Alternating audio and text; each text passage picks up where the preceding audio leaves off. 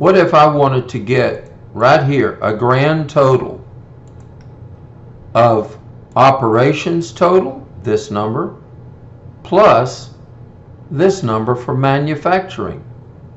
What I would do is I would click on the totals. I created this just to show you what this total is. Once you have selected the cell, that's where you want the formula to go, you go up here under the Home tab and select Auto Sum. Once you have selected that, you're going to go and click on the Operations tab. Then you look up here at the top and you click on that number. Then what do you put? A plus sign. Once you put that plus sign in there, click on Manufacturing. And then you click on that number. Now you can hit Enter.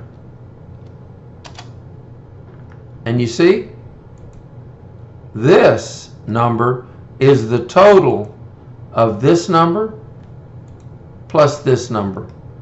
So you have on here the grand totals of just operations and manufacturing, not the marketing.